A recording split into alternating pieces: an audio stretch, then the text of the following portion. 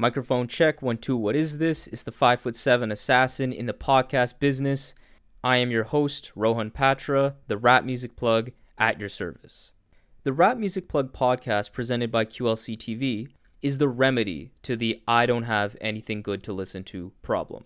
This is your one-stop shop to knowing what to add to your queue, play next, or pop into your record player. Welcome to the show.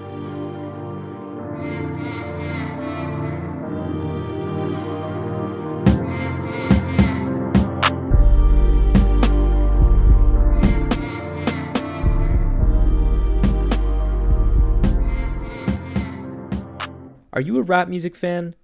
Are you someone who loves the feeling of discovering new music, but find it hard to navigate through the thousands and thousands of new albums that get released every single day? If any of this applies to you, this show is exactly what you need in your life. My absolute passion is music, so I gladly do the dirty work of virtual crate digging, searching for the next great album so that you don't have to. I am into all kinds of music, bringing you fresh album and song reviews and inspired commentary on all that the mainstream and underground rap scene have to offer. I live for this. Nothing makes me feel better than expressing my thoughts and feelings about music. But I've still got more on my mind than just music, so although the focus of the show is certainly rap, I will occasionally cover hot-button political issues from time to time. So that's enough compulsory podcast introduction. Let's get to the show. What is up, family? It is November 28th, 2020, and I have a great show for you guys today. First, we will be covering Meg Thee Stallion's Good News album, where we will have The Talk. And no, it's not The Talk that you're thinking of maybe, but it's related. We're going to talk about sexuality in music, and I'll give you my preferences and my assessment on how sexuality was used on this album and what I think about it. And then next we'll go on to a very experimental project by Small Bills, created by Elucid and The Lasso as the producer, and we'll be having a discussion about what makes experimental music good, what makes it work.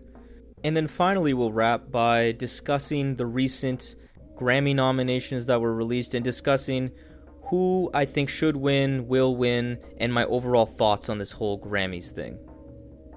So, let's start with Good News by Meg Thee Stallion. So, Meg Thee Stallion is a southern rapper.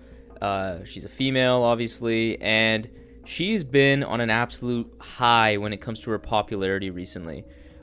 She has been coming off pretty successful project in Fever, which came out in 2019 in May, which really solidified her brand as the charismatic, very sexual, very fun trap rapper, southern hip-hop rapper.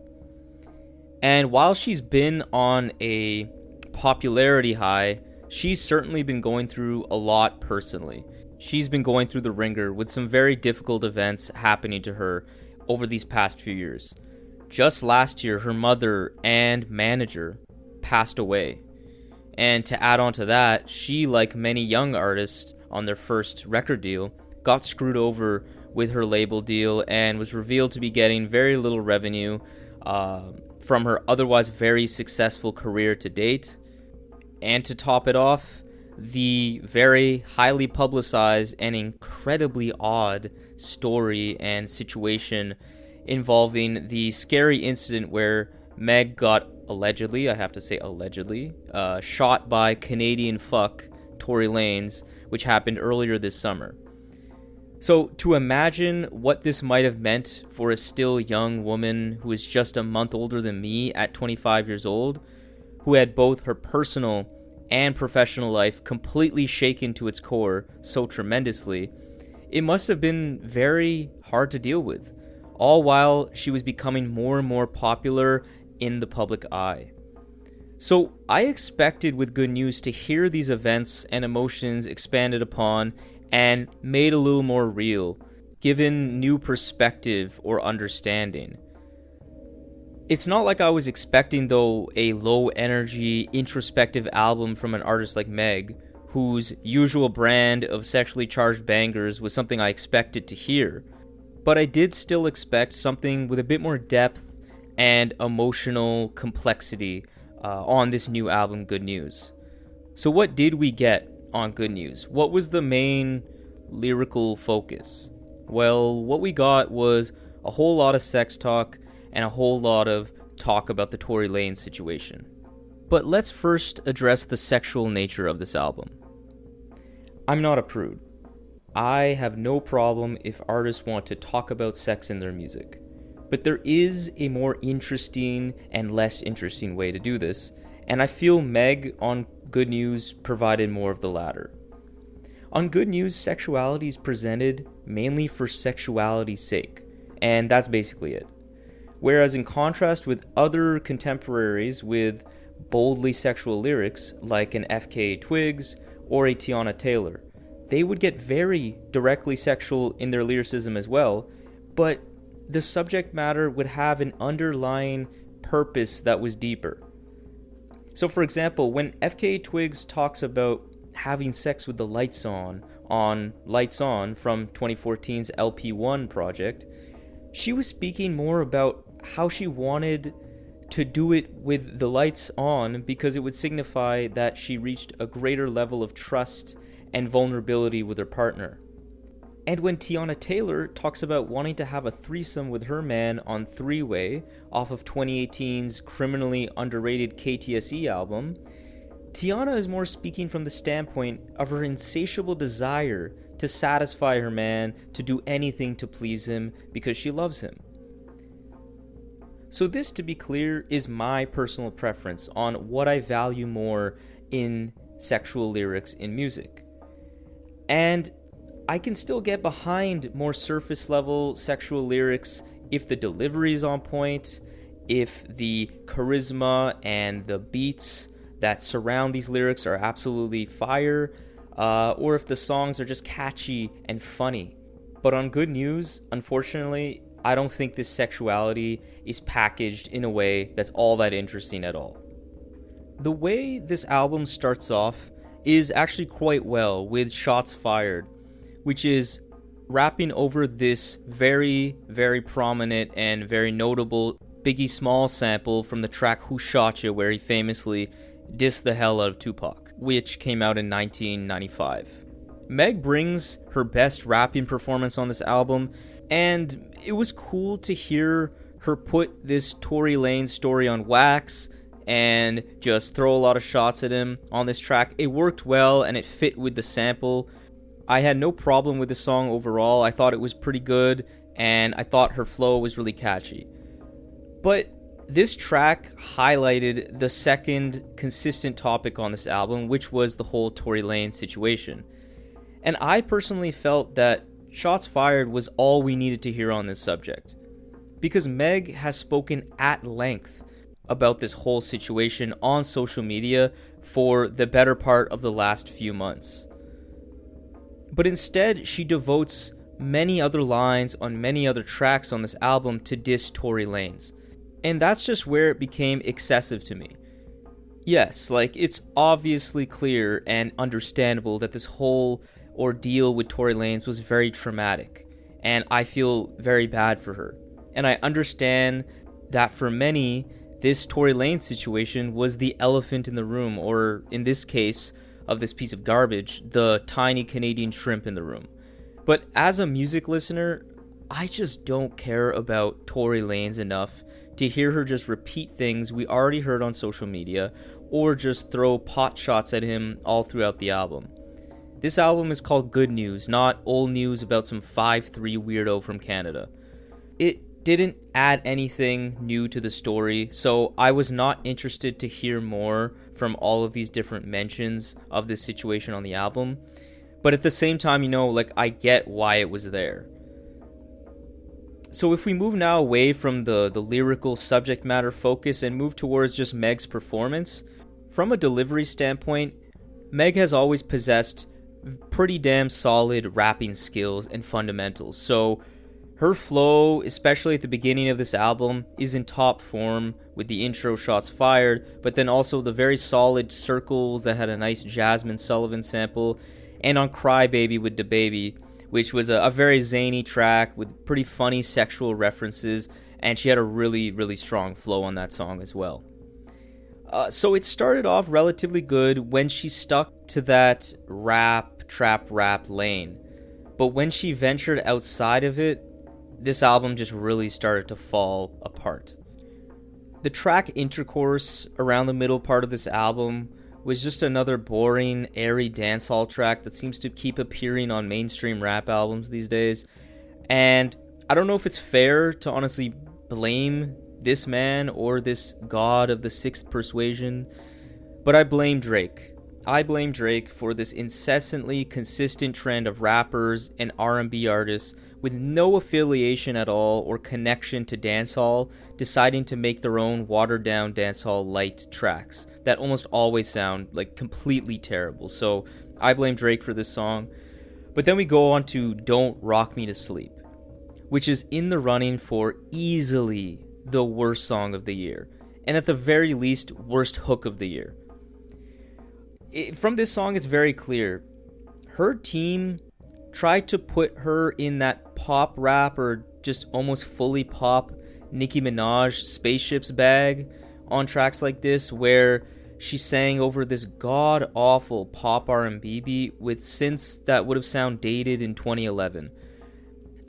I want Meg in the dirty trap rap southern hip-hop lane, and not any of these unnecessary detours that we see many times on this album.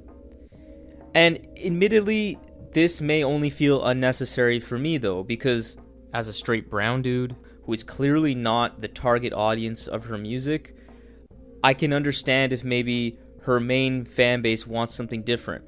But still, these moments of dancehall and ultra pop cheesiness bring up a more alarming point, which is that Meg's team of management and producers need to desperately steer her away from this early 2010s Nicki Minaj Barbie Princess era lane that she seems to be leaning into on some of these songs on Good News. What made Meg interesting, even to listeners like myself who definitely don't identify with a lot of the subject matter at hand, was her authenticity and her relatability. She came off as a girl that you could meet in your regular day-to-day, who had a fun-loving personality that made her a superstar, but not someone who was necessarily untouchable, like the queen that Nicki Minaj portrayed herself in that persona around the 2010s. But you know, outside of these very significant gripes, Meg still at the end of the day, like I mentioned earlier, possesses a fundamentally solid rapping ability and charisma that makes much of this album certainly passable. The track Go Crazy is a very catchy tune. I do enjoy the beat quite a bit, and it has some really nice expensive samples worked in throughout this production. And Big Sean comes on the track and drops another very solid feature in 2020. He's absolutely been killing it this year. The Savage remix, which many of us have already heard by now with Beyonce, it's a good song. It's a nice catchy track. But overall, that personality and infectious energy that we saw glimpses of on her previous work are few and far between on Good News. You know, Meg has more raw talent than her contemporaries like a Cardi B, for example, but unfortunately did not create even close to a better album than Cardi, because the production quality and songwriting on her 2018 album Invasion of Privacy were simply miles better than this. On Good News, Meg had the opportunity to make you get to know the girl behind the thirst traps, behind the twerking ass, or technically speaking, I guess it would be getting to know what's in front of the ass, but you get the point. In many ways, Meg's social media presence and interactions with fans over the past couple years allows you to get to know her more as a person than Good News ever did, and that's a shame. I was really hoping to get to know her through the music. Meg Thee Stallion clearly still has a lot of work to do to become a fully fledged, complete artist, And I just hope her team is equipped to make the necessary improvements to have her flourish in the future. Because she's popping at the moment, but popularity that isn't founded upon an act's primary output, which for Meg is music, is a dangerous game to play. I hope she's still given the chance to redeem herself with a strong showing in her next project before the limelight leaves her for good. So, to conclude here, I think this album is very, very mediocre and is just barely passable, although it has some pretty decent moments here and there. So I give this album, Good News by Meg Thee Stallion, a 5.4 on 10. This is definitely not an album that's, in my opinion, worth checking out unless you are a diehard Meg Thee Stallion fan, or if you are just really into some music where you can just put on in the background and do some ratchet shit too, because otherwise there's nothing really to grab onto here when it comes to any sort of introspection, really high quality lyricism, or even catchy songs. Now I want to move to discussing experimental music through this review of the new, very experimental album by the group Small Bills, Don't Play It Straight, which was created by rapper-producer Elucid and The Lasso on the production on this album. Elucid is a New York rapper who defies the usual conventional traits you'd attribute to a New York artist, as he's very experimental. He's a member of the duo of Armand Hammer with Billy Woods that is critically acclaimed and just released a really great project earlier this year in Shrines. But Elucid also has a very good solo catalog as well, and is a dope producer in his own right, sometimes referred to even as the sound terrorist. The Lasso is the experimental producer who produces this album, who's an artist that I've been following for the past few years, but admittedly, I've never really connected with any of his work. It was definitely experimental, but I found it just lacked some it factor, some grooming, some songwriting to make the music stick with me. But now they've joined forces together, two very experimental artists that created, as you'd expect, an album that pushes the envelope artistically and defies all genre barriers. So before getting into the album itself, let's take a minute to discuss what makes an experimental album good. Well, for me, it comes down to two key elements that obviously the creator of the music is responsible for, but also what the listener of the music is responsible for. So let me explain this. So first off, the creator's contribution is more clear. They are responsible for the choice of sounds, the degree in which the album balances pushing the envelope musically while also maintaining enough structure and elements of musicality that allows the listener to actually connect with the music. But the listener's contribution, on the other hand, is in the fact that they are required to suspend disbelief. This concept is much like when you watch an episode of Black Mirror, where it's just a thing in this Black Mirror universe where people have devices under their ear that allows them to replay all of their recorded memories in their head. And so if you don't accept this reality, then the ensuing fallout and very real drama that stems from this technology being in existence, the ensuing distrust and jealousy between the main characters in the episode wouldn't hit you at all, because you would think, well, hey, the premise of these devices being available isn't even believable to begin with. So all of this drama, I don't care. It's not realistic. This would never happen. Similarly, with this Small Bills album, you need to stop fighting the weirdness as a listener and just accept how odd and strange the combination of jazz, funk, hip-hop, and electronics are mixed together on this album to really start connecting with it. Otherwise, it'll just sound like a giant mess. So with that in mind, how did I find Don't Play It Straight? Well, on first couple listens, I was guilty of not really giving into that suspension of disbelief because it was really off-putting. I was just not in the headspace, I guess, to accept these sounds all mixed together on one album.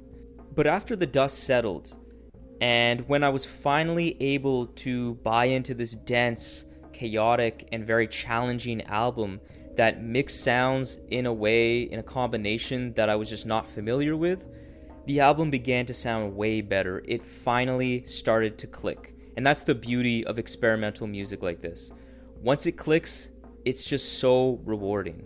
So I wanted to lead with this discussion about experimental music in general, because it's very important to recognize the fact that if you are not willing to put in the time or come into this album with an open mind, you aren't likely going to like it. And again, that's okay. You don't need to listen to anything. But if you do want to find potentially a great album here with Don't Play It Straight, what you have to do as a listener is give in. Listen to this album with an open mind, accept what it's giving to you and throwing into your face musically, and see what you think. And for me, I thought Small Bills did a pretty damn good job on their end to making an album that had enough musicality that allowed me to connect myself with, and was written in a way that was catchy enough, ear-grabbing enough to draw me in. The album starts off very, very strong with one of the best songs on the album, with Safe House. And it has this really groovy beat, really nice bass in this track, but the horns are what did it for me. The horns all throughout this song, it's so energetic, it's so frantic, and Elucid really kills it lyrically here. He fits so well in these chaotic instrumentals throughout this album. And this song also features a really consistent strong point of this album, which is just this percussion that's so intricate, that features all these nice little finger snaps, tambourines. It just is all throughout this album incredibly engaging. The next couple tracks also follow suit very well, with the second track that features Billy Woods, which just goes on further into a lot of the common lyrical themes on this album, which are very much about this dystopian society we actually live in reality, with some embellishments in the lyrics to kind of make that feeling be even more palpable. A lot of talk about anti-racism and just being a black person in America, which at this point is almost a crime in itself given all the things that are happening in that country. Billy Woods comes in and does Billy Woods things, which is just drop another fantastic esoteric verse. The chemistry with Elucid and Billy Woods is very strong. And then the next track, track 3, which features Kayana, just another example of this really interesting, engaging percussion in the album, and also highlights the way drums are used on Don't Play It Straight, which is a lot of times after a lot of musical embellishments that are very noisy and challenging. This album tends to kind of bring you back to something more concrete and familiar, with very hip-hop like drum beats and drum patterns that go very, very hard. I love the way they're mixed. I love how hard hitting they are. And on this track, it just really starts off this album on a really good foot. But then next we get to the middle section of this album that does highlight some of the faults and missteps on Don't Play It Straight. This was a part of the album that featured a lot of risk-taking, even for this album, that I found hampered the momentum from a musical standpoint, which was built off of a very futuristic jazz funk sound from the previous tracks. These faults were particularly prominent on the sloppy, auto-tuned beginning of The Master's Clock is X that was just not pleasing. I thought over time, as I mentioned earlier, I needed to come with an open mind, but it just still sounds really kind of just not pleasing to my ears. And then it also features more of these hooks that aren't terrible. Over time they grew on me, but there's tracks like Here Be Dragons with Kayana again that just don't really grab me. They are a little too abrasive for my liking. Maybe others who listen to this who are even more interested in abrasive music may think differently, but it was just kind of like okay hooks that were littered throughout this middle section. And it also had this kind of like strange, like cyberpunk freak out almost on track 4 that over time was like okay again, but definitely not to the level of the previous 3 tracks. So although that middle section was a bit spotty, it did have the track E.T. Diamond with Concept Jackson, which was definitely one of the best tracks and highlighted another really dope quality of this album, which is that all of these beats are really constantly in evolution, with so many different mini or complete beat changes and transformations that usually all come off very well on that track E.T. Diamond. At the end of it, it really transforms into this pretty hard-hitting, drum-heavy beat where Elucid kind of destroys that last back half of that track. But the album really starts to pick up steam and get back on its 2 feet on track 8 on Hush Harbor. I think, again, the use of drums here really ground the album, kind of allows me as the listener to kind of regain my footing. By no means is this conventional hip-hop. There's still so many different kinds of sound effects, weird synths and electronics put out throughout this song, but I think from here on the album really continues on a strong footing for the rest of the project. And throughout these last songs, it's by no means only rap that we're getting in terms of the vocal stylings. Elucid, along with these very prominent guest features, we have Kayana, who's on this album 5 times. We have Fielded, another vocalist on this album twice. And then finally we have Moormother, who's on the second last track, that give this album a very nice ethereal quality to it, as their vocal stylings are all relatively light and haunting, so it adds a really nice atmosphere to this album. The strengths of Don't Play It Straight are keenly found in the lyricism that is very esoteric, but very interesting and deep and poetic as you get more and more into the album after repeated spins. And it offers a lot of interesting perspectives and commentary on today's society.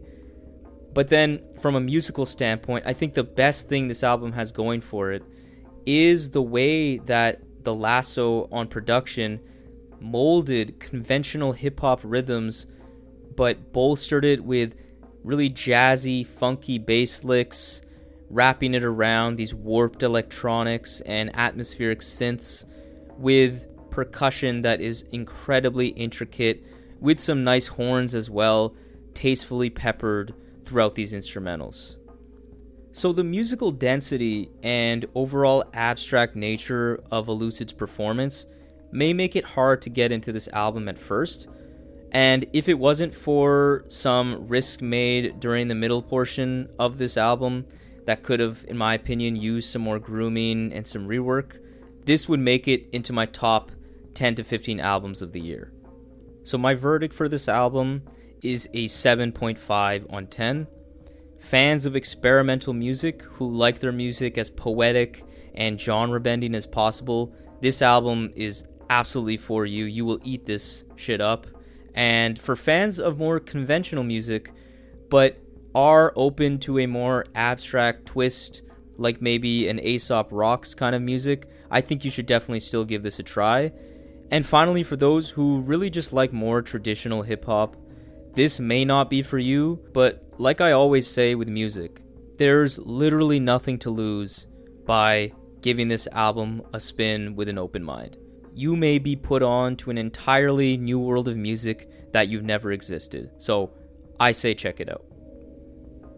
And now finally, I'm going to talk about the recent 2021 Grammy nominations that were announced just this past week, focusing primarily on the rap categories as well as the very often associated with rap category R&B nominations as well. So I'll give my assessment on who I think will win in reality, as well as who I think should win if it was my preference here. And then finally I'll talk about kind of the Grammys in general, and why I just find it so outdated of a concept at this point. So starting with the first category here, Best Rap Performance, we have Deep Reverence by Big Sean and Nipsey Hussle, Bop by DaBaby, Jack Harlow's What's Poppin', The Bigger Picture by Lil Baby, Savage by Meg Thee Stallion, and Beyonce, and then Dior by Pop Smoke. So if this was me choosing, my clear winner here would be Deep Reverence by Big Sean. I think that was easily one of the best songs off of Detroit 2, and I think overall Sean and Nipsey delivered very, very good rap performances here, especially from a lyrical standpoint. The Bigger Picture was a nice political track from a traditionally trap artist in Lil Baby that I thought was pretty good. Savage was catchy. And then the other tracks, like, I just didn't care for them that much. So that would be my preference. But who I actually think will win, I say this is probably going to go to Savage. That was the biggest record. When we're talking about Grammys here, we have to be clear that a lot of this is a popularity contest mixed in with, I guess, supposedly critical acclaim, but we'll get to that in a second when we talk about R&B. But I would think that goes to Savage. Next, we move to Best Melodic Rap Performance, and we have Rockstar's DaBaby featuring Roddy Ricch, Laugh Now, Cry Later by Drake and Lil Durk, Lockdown by Anderson .Paak, The Box by Roddy Ricch again, and then Highest in the Room by Travis Scott. So my preference, it would be Lockdown by Anderson .Paak. I think that song is fantastic. I think the beat's really groovy, and it overall just like was really nice and fitting with the times during the pandemic. It was very relevant and relatable. That touched on the Black Lives Matter protests that were happening during this time as well. My second choice would be Laugh Now, Cry Later. I think that song was actually pretty damn catchy, and it has stayed steadily in rotation from time to time with me. Who I think will actually win this award, I think it'll go to Roddy Ricch, The Box, because although Drake and that song was definitely big, The Box was even bigger, and I think they're going to give it to him just off the sheer popularity. Next, we go to Best Rap Song. We have The Bigger Picture by Lil Baby again, but again, this award is technically to the writers of the song, so that does go to Lil Baby, but also the associated co-writers as well. We have The Box by Roddy Ricch, we have Laugh Now, Cry Later, we have Rockstar, we have Savage. So out of these, I think again it goes to The Box for the exact same reasons that I gave for the Best Rap Melodic Performance. And then finally we have Best Rap Album, so the big rap award here. We have Black Habits by D Smoke, Alfredo by Freddie Gibbs and The Alchemist, A Written Testimony by Jay Electronica, King's Disease by Nas, and The Allegory, Royce da 5'9". I would certainly pick Alfredo, with a close second being A Written Testimony. I thought both those albums were fantastic. But who I think will actually get this award, this one is really tough, because Nas is the biggest name, but he's not someone that the Grammys have traditionally actually given their respect to. He's not won a Grammy for any of his previous rap albums, including his obvious classics like Illmatic. I think Freddie Gibbs is getting a lot of acclaim, but he's not really a household name to the level of Nas is. And then Jay Electronica, although that technically had Jay-Z all over it, who's definitely very well known, it's definitely not a mainstream act as well. I think this will go to Nas's King Disease. I think they're going to try to right their wrongs of the past and finally give him a Best Rap Album Grammy. So what do I think about these nominations overall? I think at the end of the day, all these artists making noise about how some of these nominations are bullshit, I definitely agree with them, because I think getting an award from some random musical aficionados based on a criteria that is a mix of impact, which likely just turns into being popularity, and critical acclaim from people on this committee, such as the Grammys, just makes no sense, because this is a committee of again, musical aficionados that have for decades now shown they don't have a strong understanding of rap and its culture. I just don't understand the validity or importance of such an award. But then the second reason why I just think this is so ridiculous at this point is that why do we have this Grammy Awards that are based off such flimsy, completely nonsensical criteria? And why I say this is I'll bring up now the R&B nominations here and discuss the very, very notable omission, which is that of The Weeknd. The Weeknd dropped After Hours, which was, in my opinion, a very great album. I thought it was a really dope album.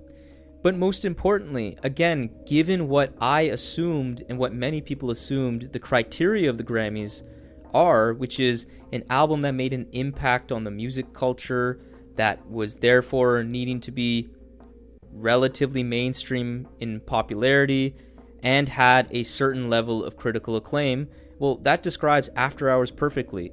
It was widely received as one of his best albums yet, and sold amazingly, had huge singles like Blinding Lights.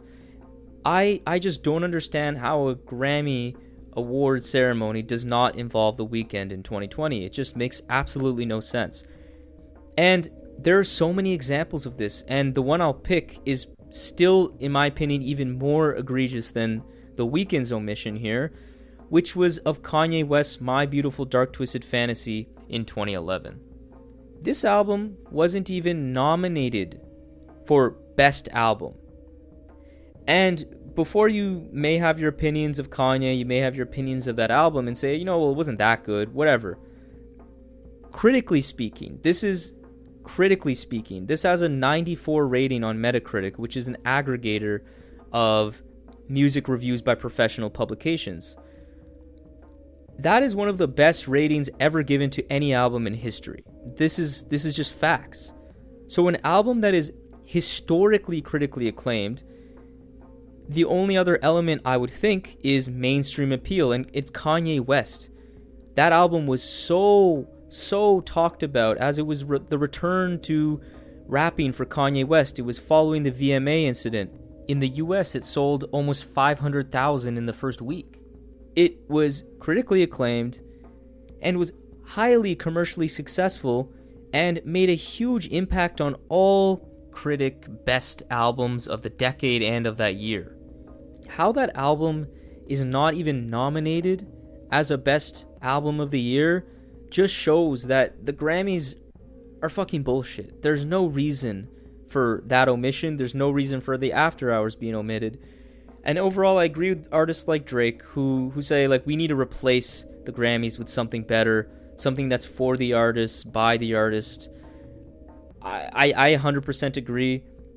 I think in general, these award ceremonies are just antiquated events that honestly just serve as the uppity, very heavily white, snobby music critic establishment opportunity to put their stamp on music culture. And they just consistently show they have no understanding for genres that are primarily run and fueled by black musicians.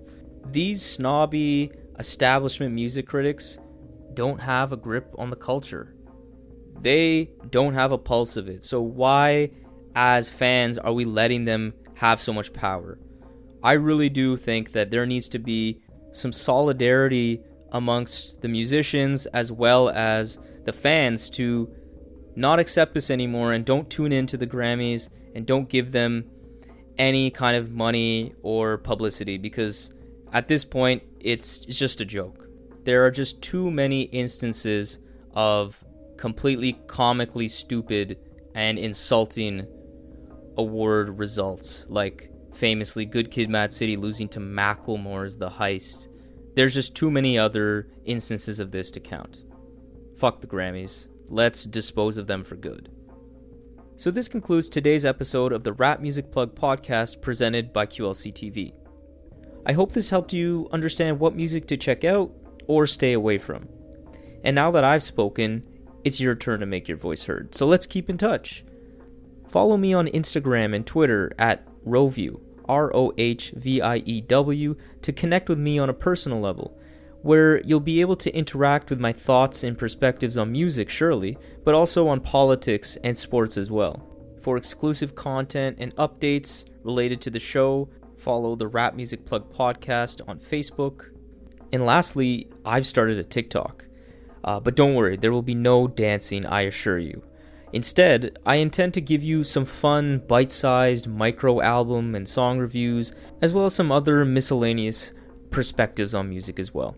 You can find me by searching the Rap Music Plug on TikTok. You can find all of this information along with exclusive playlists created by myself by clicking the link that's in the episode's notes. So that's all for today. Talk to you soon. Peace.